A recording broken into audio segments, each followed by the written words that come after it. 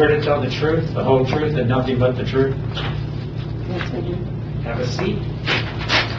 And state your name, please, for the record.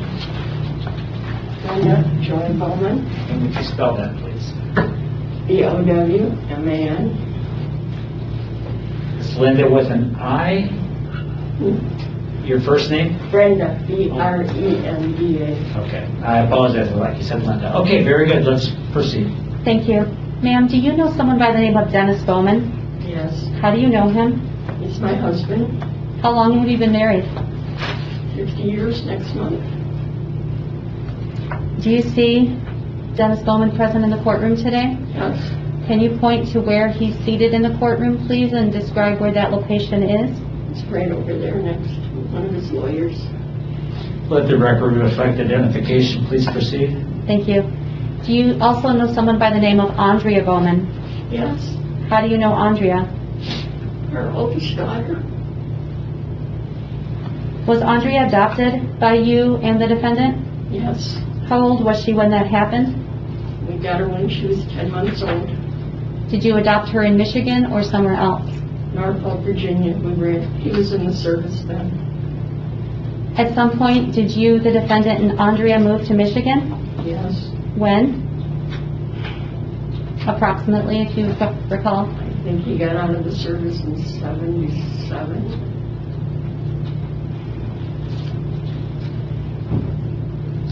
Where did you move to in Michigan? Were you in the Hamilton, Holland area or somewhere else first? Oh, trying to think. When we first moved home, my mind is going blank.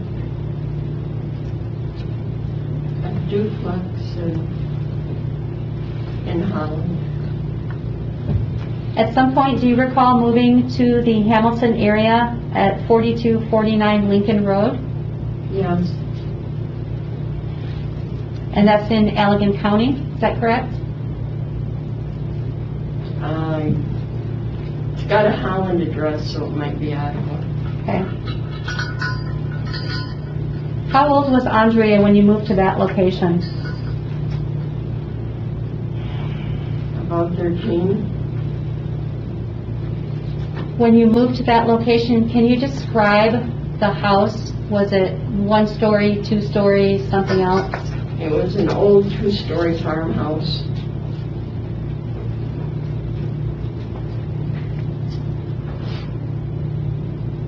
What was upstairs in that farmhouse? There was 2 bedrooms upstairs, very steep stairs going up, no railing at the time we moved in. The front bedroom was unfinished, and then the littler bedroom was finished. Whose bedrooms were upstairs at the time you moved in? At the time we moved in, just my husband and I, we had the unfinished bedroom that we worked on a little bit, and there was like 2 connecting rooms downstairs off the living room that Andrea, she used one as her study music room, and then her bed and dresser and stuff were in the other room. At some point when Andrea was approximately 13 to 14 years old, do you recall her making a disclosure about abuse by the defendant? Yes, Was that sexual abuse? she told me one morning that Dad had molested her. And I looked at her and I told her, and I said, and that's a lie and you know it. Do you remember at that point was Child Protective Services involved?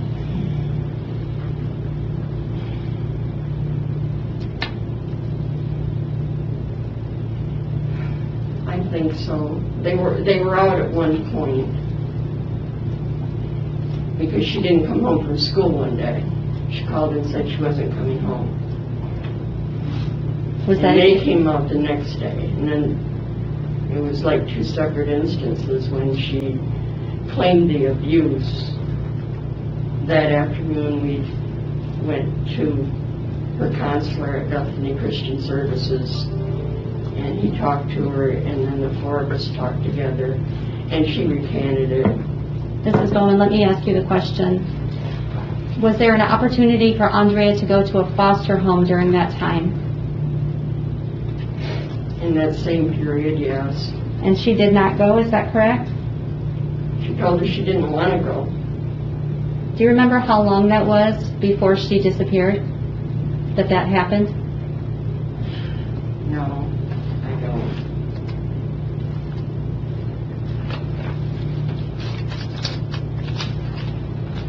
When was the last time that you saw Andrea?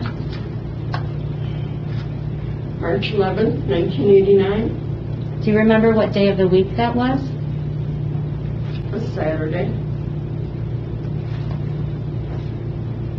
What time of day did you see her last, do you recall?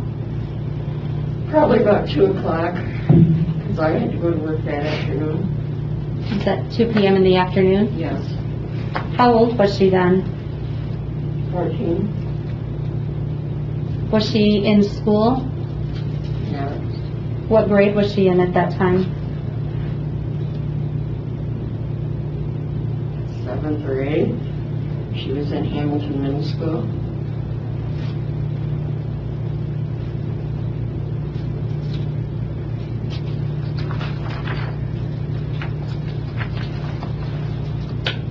And on the last day that you saw Andrea, on March 11th, 1989, were you still living at the Lincoln Road address?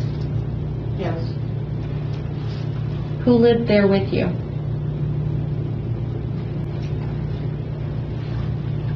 it was Denny and Andrea and our 14-month-old baby and me.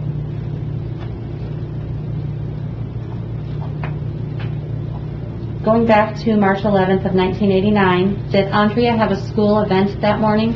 Yes, there was a band, some band festival type thing. They had to play and get graded or scored or whatnot. And she was there most of the morning. Dolly took her down and dropped her off, and then went back and picked her up just before noon, I believe. Do you remember when she came home? Was she in a good mood, a bad mood, or She was something in a else? real good mood. They got good scores. She was, really happy about that. Did you have another meeting that early afternoon with Yes. Andrea and someone else from a school program? Yes. Who was present for that meeting? Andrea, Johnny, and I, and Upward Bound through Hope College had a tutoring program with college students. Andrea was in the program, had been in it for a while. The director and the assistant director had a meeting, came out and discussed with 3 of us that she wasn't doing her share of the work for the program. They had a waiting list. The teachers were still complaining she wasn't turning in her homework. And some of the college student tutors had even stated that they knew for a fact one of the nights that she was there, they had helped her complete it. Okay. At the conclusion of that meeting, would you say that you and the defendant were frustrated or upset with Andrea about that? We were frustrated because we thought Upward Bound was a good program for her, but she wasn't willing to do her part to it either, and they were only trying to help her. Now, you said you had to work that day, is that correct? Yes, What time did you have to go to work? probably 3 o'clock. I don't know if it was 2:30, 3, till about 11 at night. Would you generally drive yourself to work, or would the defendant drive you? It depended on the day. On that particular day, do you recall how you were getting to work?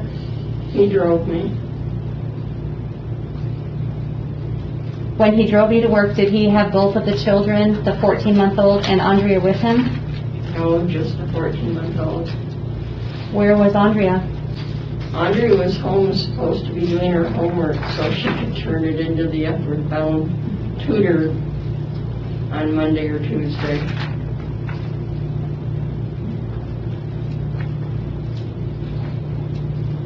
Do you know if the defendant had planned to go anywhere else with the baby after dropping you off? I think he was gonna go visit my folks north side of Holland. Do you know whether Andrea went with him or not? No, I didn't. I just thought he was gonna drop me off and then he was gonna go to my folks. Okay. At some point, while you were working that day at your job, I think you said between 3 p.m. and 11 p.m., did the defendant come to your work to speak with you about Andrea? Yes, Do you remember approximately what time that was? I think it was early in the evening. Maybe around 6, I don't totally remember. That's a lot of years ago. That's okay. What did he say to you when he came? He said that Andrea had run away. She had taken money out of the baby's bedroom and she had taken the income tax money off his dresser and took her duffel bag and she was gone.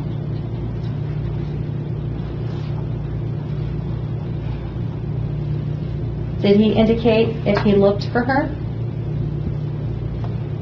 He said he made a police report and the police came out. When you got off work that night then at 11 p.m., did you look for Andrea? I don't think so.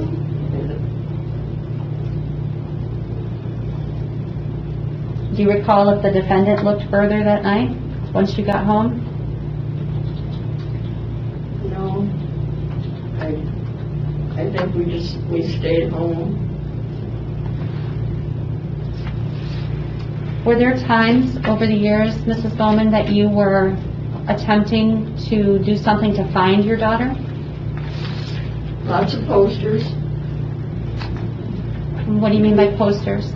We started out with homemade posters. At first, at the very beginning, the first couple of weeks, George Fierro, the juvenile officer at Hamilton, had told us to just lay low for a little bit because he wanted to see if he could find her through the connections with the Hispanic group at Hope College. And he figured if we did a lot of publicity about it or whatever, it would just drive her further underground. And he thought he had a better chance of reaching out. He was Hispanic and he had, figured he could get her back. Mrs. Bowman, you mentioned something about posters. What, were those like missing person posters? I made up, when we weren't getting anywhere, I started making up just homemade missing posters, putting up at gas stations and party stores, Myers, wherever I could. After that day, did you ever hear from Andrea again? Not that we knew for sure. Did you ever have any family or friends that you were aware of that ever actually had contact with her? No. And despite an ongoing police investigation for 30 years, was Andrea ever found alive? No. After Andrea went missing, Mrs. Bowman, did you and the defendant move to another home? Yes. What street was that on? 136th Avenue in Hamilton. That address is in Allegan County? Yes.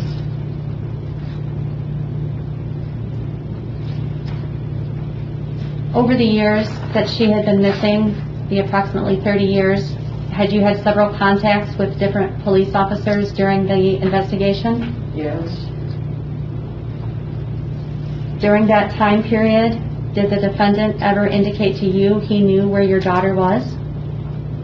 No. In November of 2019, the defendant was in the Allegan County Jail for something that happened in Virginia, is that correct? Yes. While he was in jail, did you and he write back and forth? Yes. Your Honor, at this time I'd like to show the witness what's been marked as the People's Proposed Exhibit Number 1. For the record, I am showing it to the defense counsel. Very good. Just my copy. May I approach? You may. Thank you. Mrs. Bowman, I'm going to leave this with you. I have an exact copy of it, okay? So I can step back to the table. Take a look at that letter for just a minute. Does that look familiar to you? Yes, Do you recognize the handwriting? yes, Do you recognize the signature at the bottom? yes, Is this a letter that you had received yourself in the mail? yes. Who did you receive it from? Dennis, When did you receive it? Do you recall? shortly after, the date's wrong on here, it's 12/7. He wrote this letter after 12/7, when we, 12/6, 12/7, when we had a meeting at the jail. And he basically told me that Andrea was dead and it was his fault. So you mentioned that you feel the date is wrong. The date on the written letter is 11/7 of 19, correct? Right, which he wasn't even in jail then. Okay. It should have been 12/7. When I got the letter, I noticed it right away, and I corrected it on my copy with ink, which he didn't have an ink pen. So you had an opportunity to have a face-to-face meeting with the defendant on 12/5 of 19 at the Sheriff's Department, correct? Yes. Did you ask him to write a letter such as this at that interview? I didn't ask, I just, when everything came out, I stated to him, how am I supposed to explain this to my family, your family? How can I do this? And he said he would write a letter. Mrs. Bowman, I know that this is very hard. May I approach to put some tissues up there, Your Honor? That's fine. I know that this is difficult for you. Extra. And looking at this letter, particularly the second line of that letter, What'd you say? and looking at this letter, the second line where it states, it starts, "I have." Do you see that part? I have confessed to the death of my daughter, Andrea, by myself and no one else.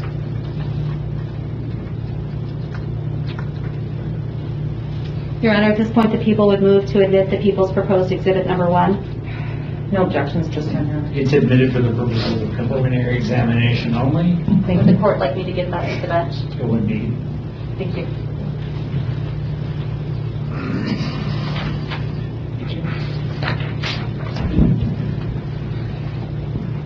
Mrs. Bowman, now we mentioned on 12/5 of 19, you had a face-to-face visit with the defendant at the Allegan County Jail, correct? Yes. At that time, what did he admit to you with regard to your daughter, Andrea?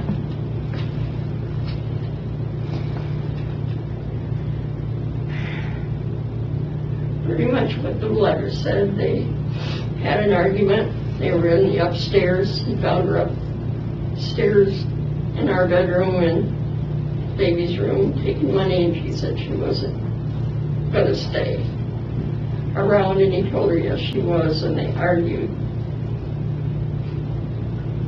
Did And he he, said at that time that he slapped her and she lost her balance and went down the stairs. before he slapped her, did he also indicate what Andrea threatened she was going to tell? No, You don't recall that? not at that time. I don't remember that. I just remember they argued.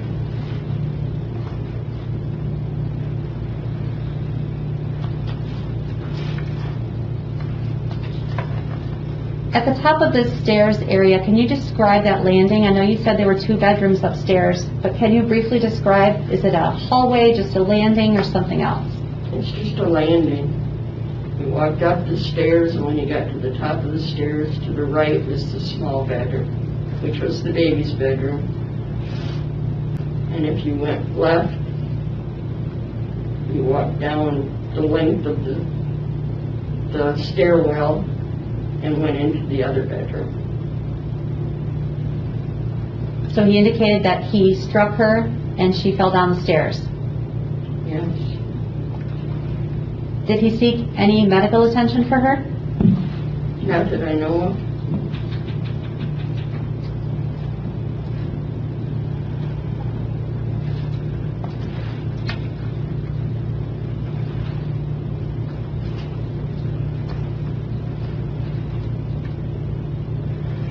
Did he say during that meeting with him what he did with Andrea after she was at the bottom of the stairs?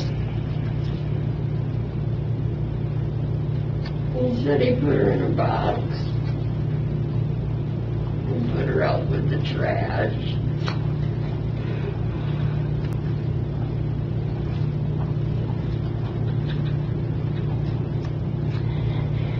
Did he ever indicate why he didn't call anyone or tell you what had happened with her right away? He told me no one would believe him.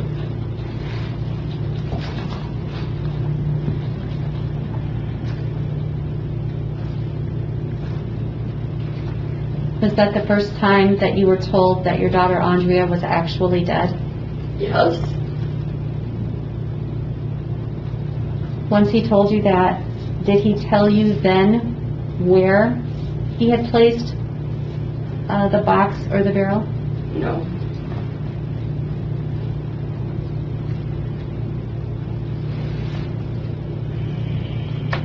Right after him telling you that, you're hearing that for the first time that your daughter Andrea is dead, do you remember asking him about something about his IED?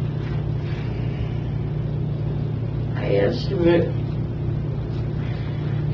I believe I asked him if it had anything to do with his IED. And can you tell the court what IED you were referring to? Intermittent explosive disorder. Is that something you were familiar with regard to the defendant previous to that day? Yes. Now moving forward slightly in this time frame, on February 4th, 2020, did you have an opportunity to have either a visit via electronic or a phone call with the defendant? We had a phone call. And did he tell you something different with regard to where Andrea was located? Yes. What did he tell you?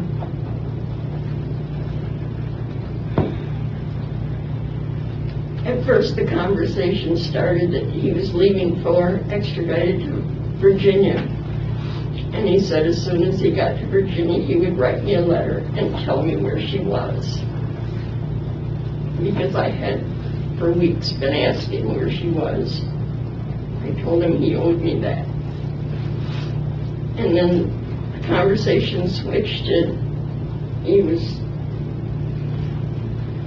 talking something about so near, so far, right under your nose, and I says, what the hell are you talking about? And he goes, Andrea, she's buried in the backyard.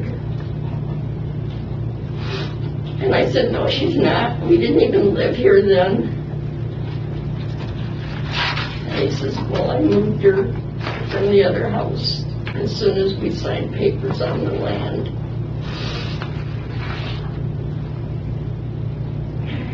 Let me ask you that question. I apologize if I did ask this, but what month did you move to the new location on 136? It was in December because we moved in Thanksgiving weekend. And was that still 1989? No, I don't think so. I believe the baby was almost 2. So it would have been the year after. I can't remember which year. I know it was Thanksgiving weekend, and I thought she was going to be 2 in December or something. It was right around there because she was toddling around. She climbed in the cupboards of the original trailer that was there and stuff. When the defendant told you that Andrea was buried in the backyard, did he give you a more detailed description of where she was located in the backyard? Yes. What did he say? He told me she was out under the cement slab the left-hand corner front.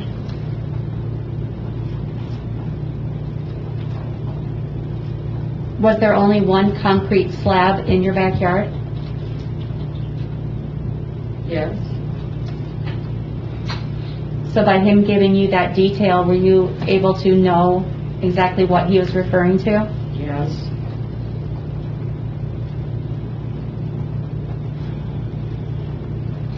Mrs. Bowman, when he finished that phone call with you, giving you that information, what, if anything, did you do? I texted Todd Workman and told him now we know where she is. And by Todd Workman, do you mean Detective Workman with the Michigan State Police? Yes. After that, did the police come to your home? No, Todd, not that day. Todd texted back and said, why, what did he say? Well, I wasn't going to write it all out, so I called him then. And I told him the conversation, and he asked me, he says, do you believe him? And I said, don't tell me that, ask me that now, Todd. There's been so many lies and whatnot, I don't know, but that's what he said this time. And he said he would get with the team in the morning, and he would let me know if they had to come out to the house. The next day, did the police come out with a team to your home? Yes, I had gone to my Wednesday morning weight loss group, and Todd called me, which he usually texts, and I answered the phone, and he says, are you home? And I said, no, I'm in Allegan at Tops. And he says, when do you get done? We need to come to the house. And I says, don't get done till probably 9:30, quarter to 10. And he says, well, call me as soon as you get done. But at that point, I knew what was happening, and so I told the leader that as soon as I was done with weigh-in, that I had to go home. I couldn't stay for the meeting. So I went to the car a few minutes after 9, and when I got in the car, I called Todd, and I says, I'm on my way home from Allegan. When you got home, did the police come to your home that morning? Yes. What did they do when they arrived? There was a whole bunch of them, and the forensic truck was there. Todd asked me if I had someplace to go, and I said, no, I'm not leaving. I said, the dogs are here in the house, and I said, all the commotion and everything would just drive them crazy in the house, and I wasn't leaving. Could you see where they were working in your backyard from the house? Yes, because our bedroom has a small deck and glass sliders. Were they working in the area where the concrete slab was located? They had me go out there and put the flag where he told me he buried her, so they knew pretty much the exact location.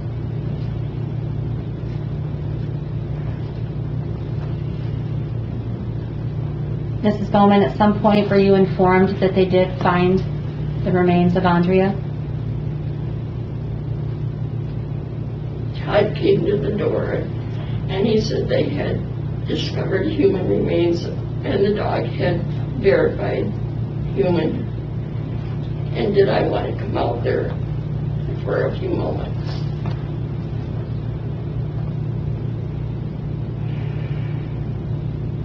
Did you go out there? Yes, with Todd and John Smith, the detective from Norfolk.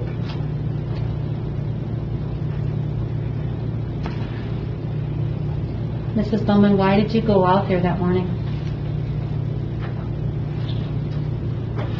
I guess I just felt like I needed to.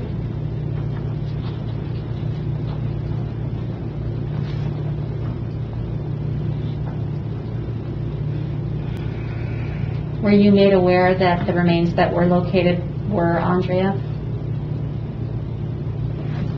They weren't saying exactly that it was Andrea, because said all the testing had to go. He just said, we found remains. And after I stood over the spot for a few minutes, I turned and I was going to walk back, and Todd walked me back to the house. And all I could say to him is, he didn't lie to me this time. He didn't lie, Todd.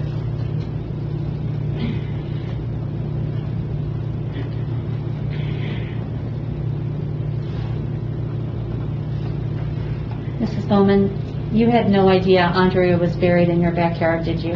No.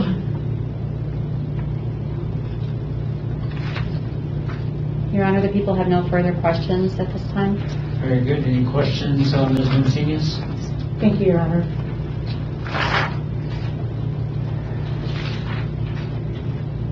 Ms. Bowman, you had talked a little bit about some of the counselors that Andrea had gone to. Is that correct? Yes. Okay. At some point, I think she was even seeing, is it Ed Swarto out of Holland? Does that sound right? Ed Short, yeah. Ed Short, okay. And at that time, and I should say, what time was that? Would you say that she was seeing that doctor? She only saw him once or twice. We went to him because Donna had a prior connection with him before. He was the constable that did Donna's pre-sentencing years before that. And we went to him. Why? For Andrea, why? Huh? Why did you take Andrea there? What was your Just concern? because of problems with her and stuff. And he did some psychological test that cost us $170 and stuff. And we couldn't afford that kind of stuff, that kind of counseling. Okay. What kind of problems led you to take her there?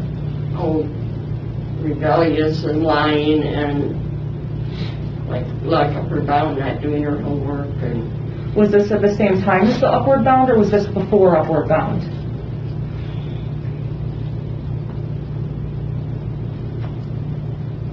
I think it was during. I'm sorry, was what?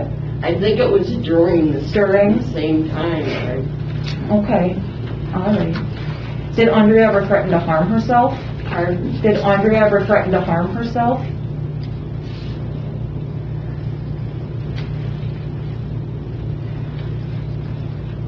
Yes. Did you take her to counselors in regards to that? The first time she said that, it was Objection, hearsay. Pardon? I would indicate that's for the purposes of treatment at that time, Your Honor. Sustained. Thank you.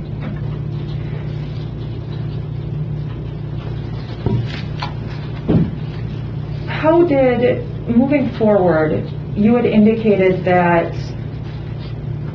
you and Mr. Bowman and Andrea as well was present at that Upward Bound interview Yes. on the day of It was Andrea at our there? house. It was at your house? Yes. Okay. I came to the house. Okay. You had indicated that you and Mr. Bowman were frustrated as a result of that meeting, right? Yes, because we saw it as a chance. The whole purpose of the program was these college students teaching these younger kids how to get good study habits and this and that, and have, the ability to be able to go to college and stuff. Sure. Now, you had said Andrea was in a good mood earlier that day because of a band competition, right? Yes. How was Andrea after the Upward Bound meeting? How was she acting? Howdy. Howdy? Howdy and sullen, Okay. So fair to say that her mood had changed as a result of that meeting? Yes. Okay.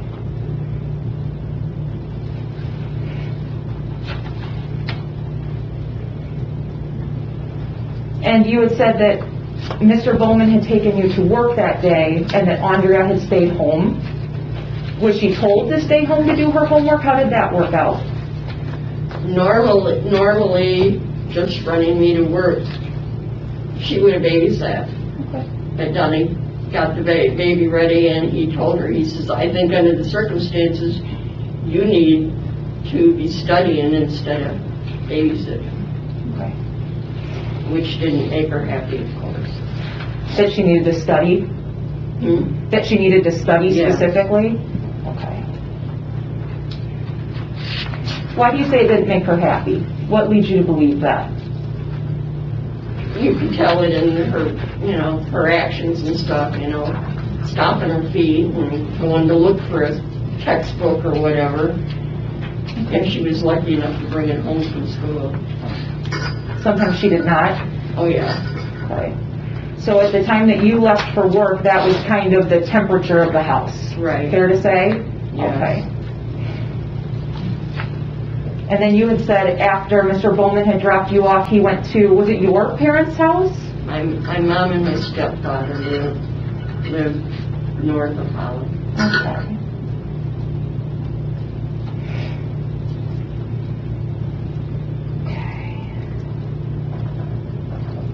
Now I'm going to jump forward just a bit here. Talking about that February 4th phone call to Mr. Bowman at the jail. Yeah. So you had indicated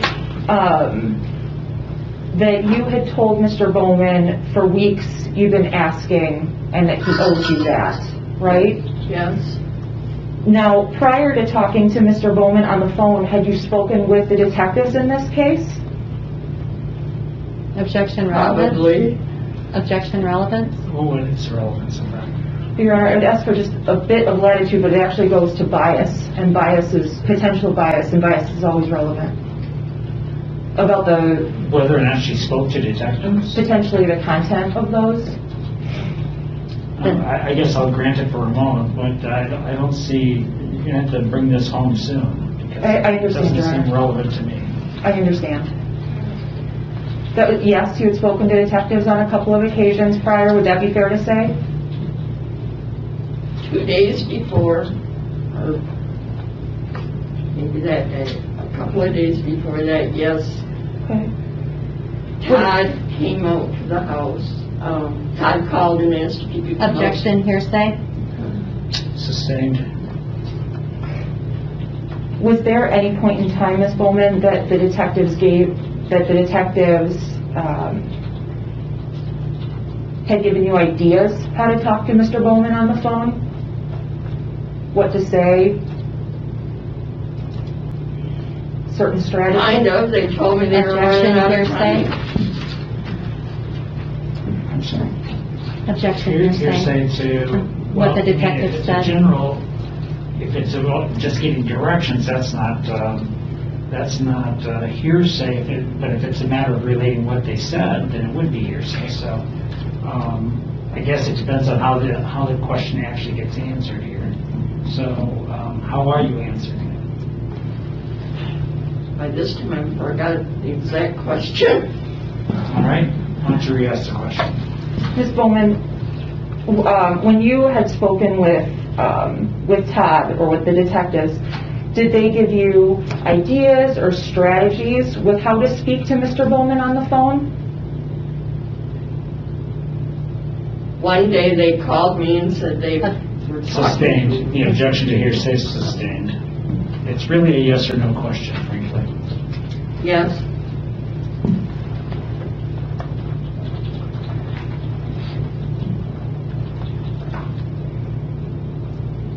Now, you talk about Todd a lot, and I believe Ms. Cook indicated that that's Detective Todd Workman. Is that who you... Yes. Whenever you say Todd? Yes. Were there other individuals from either the law enforcement or from the prosecutor's office with whom you met regularly? Todd and Chris were the ones that I talked to. And Chris Every Havigan? day. Yeah, okay. Would it be fair to say that they were basically always present whenever you had a meeting about the case, Yes. including when you went to visit or talk to Denny? Yes.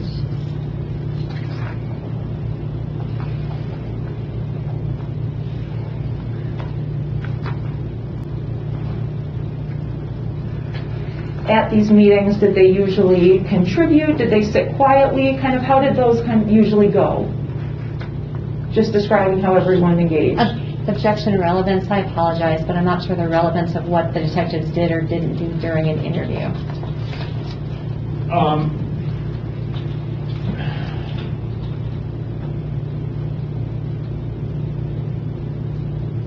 I guess that I understand your objection as to relevance. I'm just trying to visualize how. Why don't you ask the question again? Let me try that again. So you indicated that anytime you either met with Mr. Bowman or had a meeting in regards to Andrea's case, that Todd or Chris were generally present. Yes, Okay. And when you had these meetings, whether they were just with law enforcement, with Mr. Bowman, or with the prosecutor, did Todd and Chris, did they actively contribute and talk to you a lot? Did they kind of just sit back and watch? Just what was that atmosphere for you? Your Honor, I again object to the relevance of that. No, that's an appropriate question. Go ahead. You can answer the question.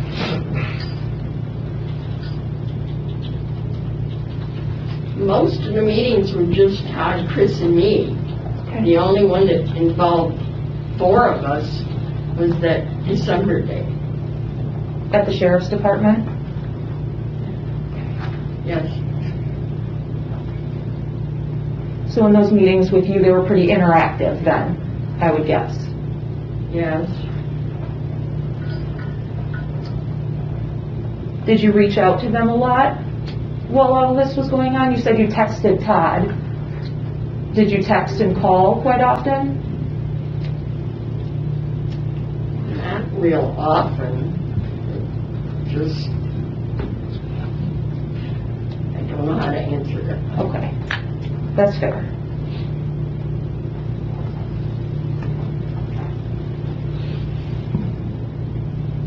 Thank you very much, Your Honor. I have nothing further. Thank you, Ms. Bowman. Do you have any further questions, Ms. Cook? I do not, Your Honor. May this witness be excused? She may. Is there any reason why we should not excuse her? I do not believe so, Your Honor. Thank you. Ma'am, you're free to step down. Thank you.